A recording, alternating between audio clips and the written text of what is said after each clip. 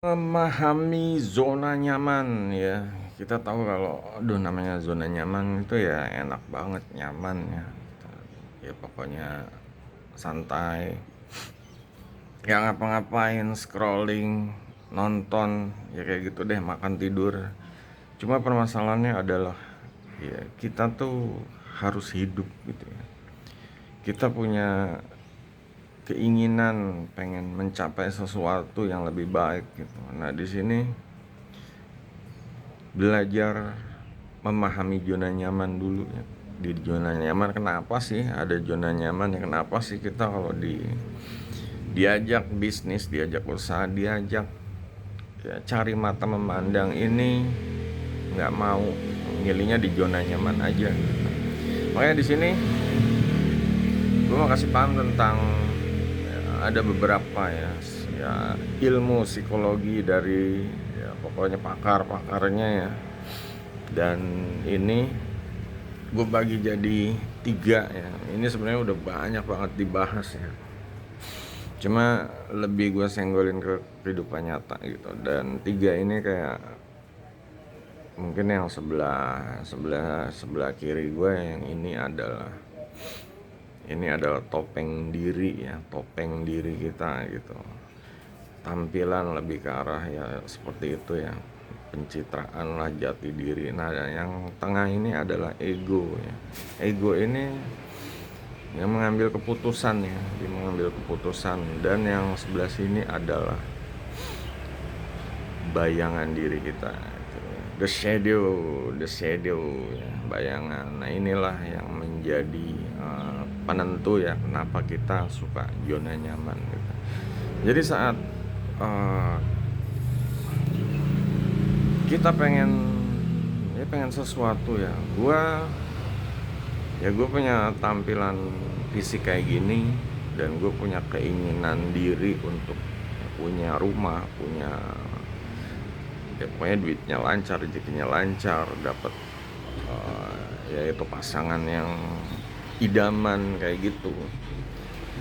Nah, itu ego menambahkan ke situ. Ego tuh justru mempercepatnya. Jadi kan pengen punya rumah, dia langsung udah lo ini aja, kita cari duit kerja gitu biar semangat rajin gitu. Juga begitu, ego juga pokoknya yang menentukan keputusan, memperlancar menentukan keputusan gitu. Nah, permasalahannya adalah the shadow ini. Jadi the shadow ini sebenarnya buangan dari antara baik dan buruk deh. Nah, di sini emang ego yang memilih gitu. Misalnya gue tawarin baik sama buruk, yang baik itu ya pasti lo pilih ya, muncul ditampilin ya, kayak tampil diri, topeng diri itu masuk ya ke situ, kita jadi orang yang baik gitu. Dan yang buruk kita buang. Nah, ini buang ini nggak bisa dibuang begitu aja gitu, nggak bisa hilang begitu aja. Buang ini karena kita udah tahu baik dan buruk, udah tahu baik kayak gini, buruk kayak gini, itu dibuang ke ya ini the shadow-nya ini tuh. Jadi kayak bayangan diri kita itu ya jadi tempat buangan yang jelek-jelek. Nah, ini dia nih permasalahannya.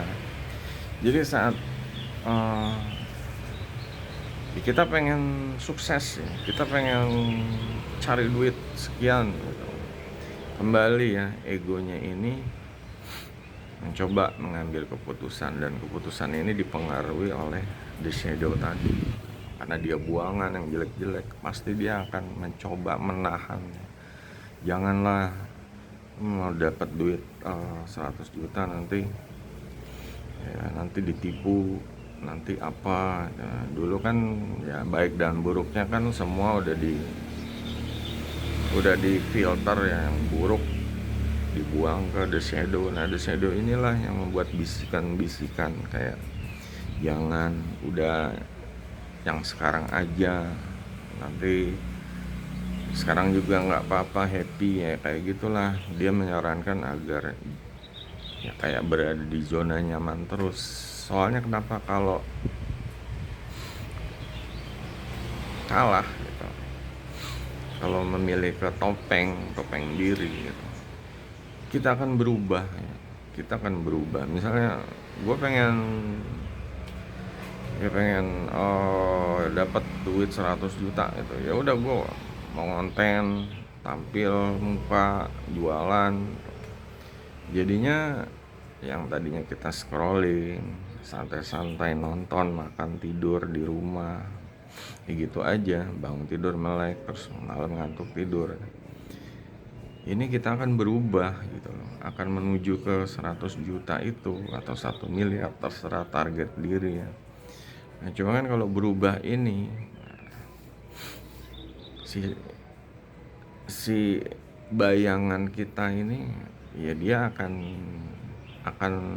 ditinggalkan gitu, akan ya kalau kita menuju ke yang lebih baik, dia tuh menahan kita di zona nyaman ya.